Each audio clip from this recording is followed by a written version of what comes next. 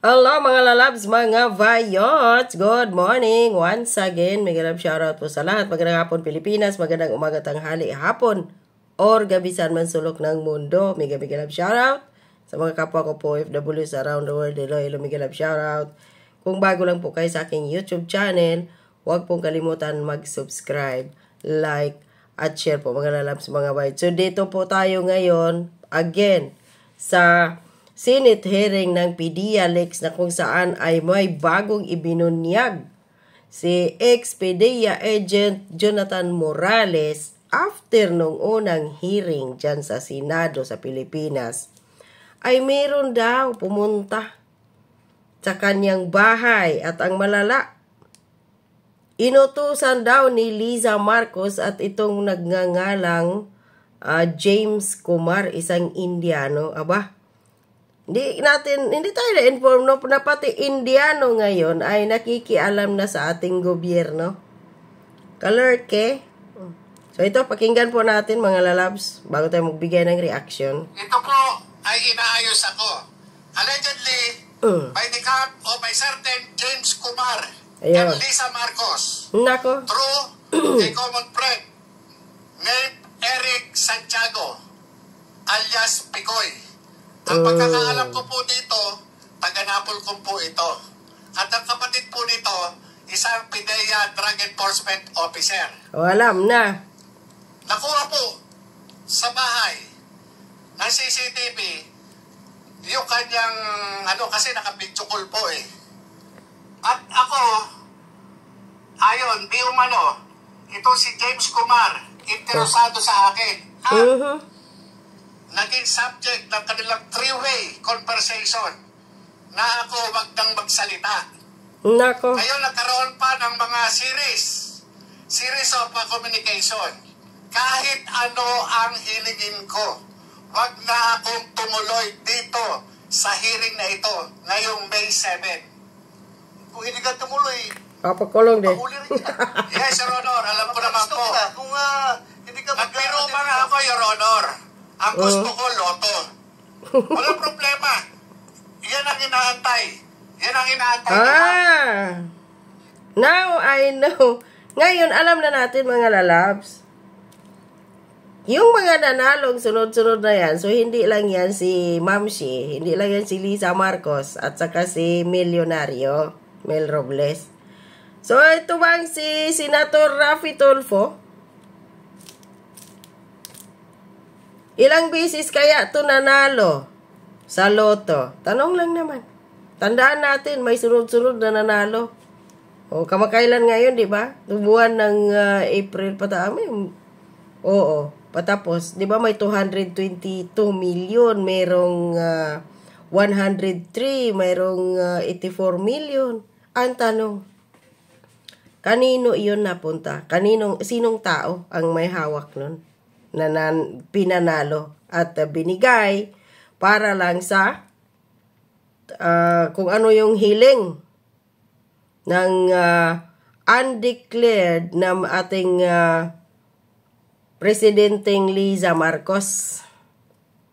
So nagbiro si Agent Jonathan na gusto ko manalo ng lotere at yun ang hinihintay nila na magsasabi konfirmasyon mula kay Agent Morales na sige, hindi ako pupunta doon sa Senado sa May 7 basta papanalunin niyo ako ng lotere.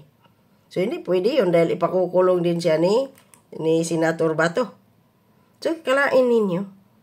Talagang si Liza Marcos ang gumagalaw. Kaya hindi sila nagdi-deny dyan eh. Yung inilabas ni Maharlika 2 months ago pa yun eh. Hanggang ngayon nagsisirculate yung, "Hi Louie! How are you?" Yung patungkol doon sa dinokot na mga bata na anak ni sino pa yun? Francis Chua. May voice message eh.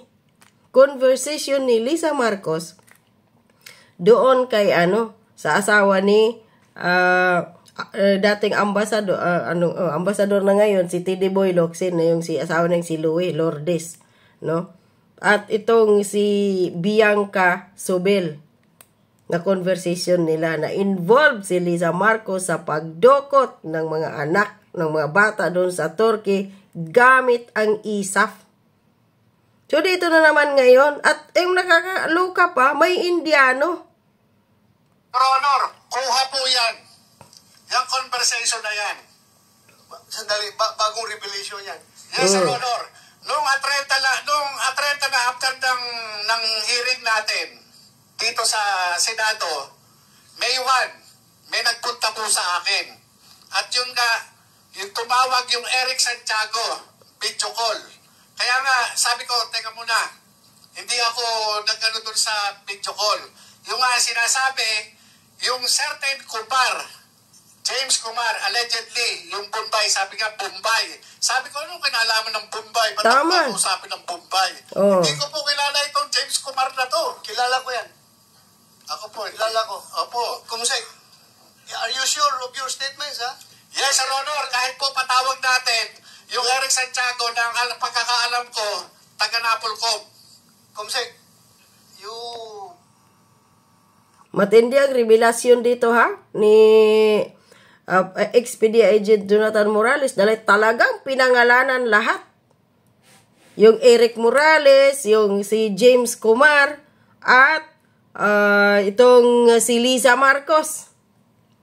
Sino nga ba ito si tawag dito James Kumar? Isa po siya sa nagbigay ng malaking tulong pira financial noong panahon ng kampanya ni Bongbong Marcos. Nagbigay po siya ng 20 million pesos. invite James Kumar and yung isa, Eric Santiago. Opo. Tsaka yung isa pa raw kausap, allegedly, ito po allegedly si Liza Marcos, ito po yung LAM. Sandali, si puro ka allegedly. Sino ang nakausap? Kasi po, yung Eric Santiago po ang nagsasabi. Sinabihan Interesado. Opo, sinabihan ako na yung Kumar interesado sa akin. Personal kayo nag-usap o cellphone? Yung po kanyang, yung nagpunta po sa akin, naka-video call po sila. Sino yung nagpunta sa'yo? Si Romy Enriquez po. Romy Enriquez. Kumsek, take note. Pumunta sa'yo, naka-video call. Yes, Your Honor. Pinadinig niya sa akin. Sinong nagsalita doon sa video call?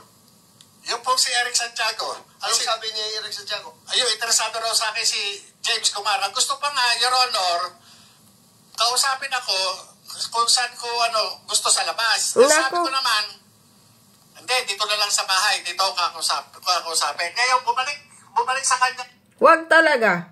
Huwag ka talagang pumayag, Sir Jonathan Morales, na kausapin ka ng kahit sino man sa labas dahil kung ano yung sinapit ni Percy Lapid, sasapitin mo rin. Yun yung totoo.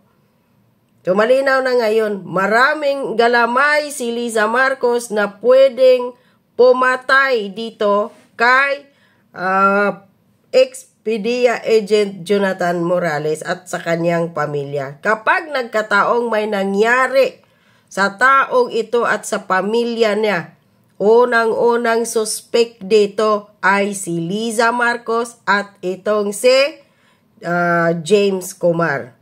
Nang usap, itong si Picoy o si Eric Santiago at sinabi, teka muna, baka raw purtad ng CCTV yung bahay doon. Naman. Mahirap. Dapat lang. So, na-cover ng CCTV mo yung pagpasok ni yung nagdala ng cellphone, nakakausapin ka? Yes, Sir Honor. Nandun. Andun sa Ako po, nandun kami sa dining Sa dining po namin, meron po CCTV doon. Kaya capture po. Palalim ito yung investigasyon na ito. Ang dami ng tao na involved. Kasi Yung dami, po, yung ang marami kasing taong nakikisali. Kaya maraming taong nai-involve dito. Kaya pagtibayan mo, Senator Bato yung investigasyon mo dyan, huwag yung magiging rainbow or kaya halo-halo ang investigasyon mo. Nagulat din ako dahil after lang nung April 30 na hearing, bakit may ganon? Sabi ko, kung ito, So this happened after the hearing? after First po, hearing natin. May 1, bago po ako interviewin ng, ano bang radio station to?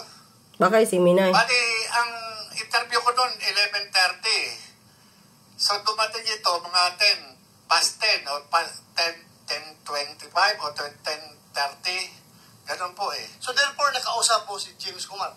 Hindi po, yun lang yung nagsasabi na ang interesado sa akin, yung James Kumar, at ito yung ako yung naging pag-uusap nila nung nag-usap sila na three-way. Sino yung three-way? Nag-usap ng three-way? James Kumar, tapos yung isa pa na yung parang Lisa na yun po yung So anong pinarating sa'yo? Yung nga po, wag na magsalita. Para wag na siya magsalita. Kasi ang mangyayari dyan, papatayin yan. Ayun. Kaya padre, sabi nga ganun nung kaibigan ko, hindi natin maano kung ano decision niya. Kasi yan, nagulat din. Nagulat siya dun sa nangyari. Lumabas yung yung trabaho na yan eh. Yun yung pero wala ko papapangak. Ayun. Kapag hindi ka susunod sa utos na huwag magsalita, ipapatay ka. Sa bagay, sinabi din naman yun ni Lisa Marcos eh. Kung siyang mabibigyan ng charge na magmando, patay silang lahat sa akin. Ako pa. Di ba yun ang kanyang interview doon kay Katunying? So ngayon mga lalabs, mga bayots, dito po tayo sa saan na ba yung si Kumar? May Kumar dito, sandali lang. So, ginugol ko po ito mga lalabs, mga bayots, kung sintong James Kumar. So, ang kanyang pangalan talaga ay si Manhinder James Kumar. Ito po siya yung mukha. Nasa Google po ito. Ayan. So, meron din siyang Facebook account. Ang kanang pangalan din ay si Manhinder Kumar, isang Filipino-Indian. Ang sabi dito, Commerce and Welfare Society Incorporated, founder and president ng VECC, Secretary General, Rotary Club, Makati, Nielsen. So, ito yun siya. Si Kumar. So, kung Makati, speaking of Makati, di ba mayroong Forbes part doon? Forbes part na kung saan may bahay si Lisa doon. So, yun. Ito siya. Filipino-Indian, no? So, ito siya. Baka ito yung mukha na to na James Kumar na mini-mention po ni Jonathan Morales na interesado sa kanya. At ito yung may nagbigay ng parang 20 million yata na tulong financial nung panahon ng kampanya ni Bongbong Marcos. So, hindi malayo na totoo ang sinasabi ni Jonathan Morales na interesado to. Pero ang tanong, isang Indiano nakikialam na ngayon sa buhay ng mga Pilipino, lalo na sa ating gobyerno. Hindi porkit nagbigay siya ng tulong kay Bongbong Marcos, pwede na niyang rindahan si Jonathan Morales na sabing huwag kang magsalita. Huwag kang pumunta, dumalo sa May 7 Senate hearing ng PDLX. Otherwise, ipapatay siya. Grabe, no, mga tao. Kapag hindi susunod sa kanilang gusto, ipapatyogi na talaga. Ganun na ba talaga ngayon kahalang ang bitoka ng administrasyon ni Bongbong Marcos? Kawawa nga Kaya dapat lang talaga si Jonathan Morales hindi talaga pwede. At tadtarin pa niya ng CCTV ang lahat ng bahay niya para talagang maprotektahan siya kahit papano at ang pamilya na huwag siyang sumama sa kahit sino sa labas dahil tatadtarin din siya ng bala.